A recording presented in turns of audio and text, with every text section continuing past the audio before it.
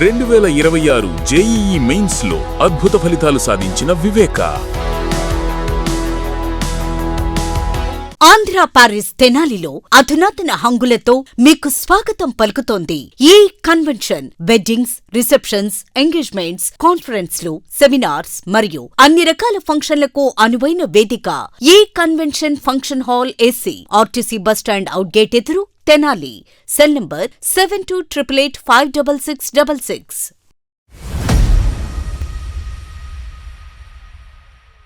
తెనాలి బోసు రోడ్డులోని క్యాంపు కార్యాలయంలో శనివారం సాయంత్రం సీఎం రిలీఫ్ ఫండ్ చెక్కులను మంత్రి నాదెండ్ల మనోహర్ పంపిణీ చేశారు. నియోజకవర్గ పరిధిలోని 61 మంది లబ్ధిదారులకు 5.46,59,619 రూపాయలను బాధిత కుటుంబాలకు అందజేశారు. కూటమి ప్రభుత్వం అధికారంలోకి వచ్చాక ఇప్పటివరకు తెనాలి నియోజకవర్గంలో 5,05,82,019 రూపాయలను లబ్ధిదారులకు అందజేసినట్లు మంత్రి తెలిపారు. పేదల సంక్షేమం కోసం అహర్నిశలు పాటుపడుతున్నామని మంత్రి నాదెండ్ల పేర్కొన్నారు.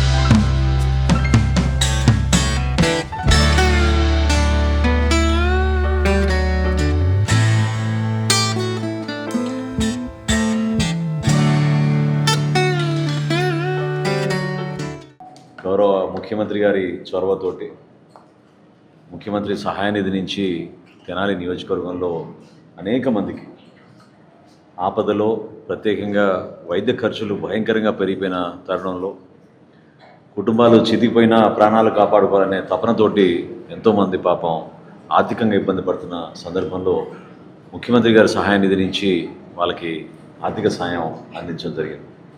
ఈరోజు 61 మందికి 46,59,000 రూపాయలు వాళ్ళకి ఆర్థికంగా అందించాం.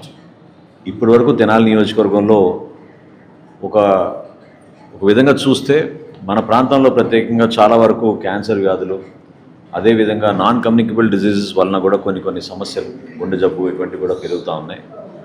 ఆ తరుణంలో ఏదో విధంగా మనం వాళ్ళని కాపాడాలి, ఆదుకోవాలి, మన వంతు మనం సమాజానికి ఉపయోగపడాలి, మన ప్రాంతానికి మేలు జరగాలని ఎప్పటికప్పుడు మా కార్యాలయం నుంచి స్థానికంగా ఉన్న మా నాయకత్వం కూడా కూటమిలో పార్టీలకు అతీతంగా చేసే కార్యక్రమం ఇది. తెలుగుదేశం పార్టీ, జనసేన, భారతీయ జనతా పార్టీ ముగ్గురం కూడా ప్రజల కోసం చేయాలనే నమ్మకంతో ఒక విశ్వాసం నింపే విధంగా పారదర్శకంగా ఎంతవరకు పాపం వాళ్ళని ఆదుకోగలిగితే అంత ఆడుకుందాం అనే ఉద్దేశంతో ఈ కార్యక్రమాన్ని ఇప్పటివరకు చాలా ఘనంగా ప్రజలకు ఉపయోగపడే విధంగా తీసుకెళ్తున్నాం.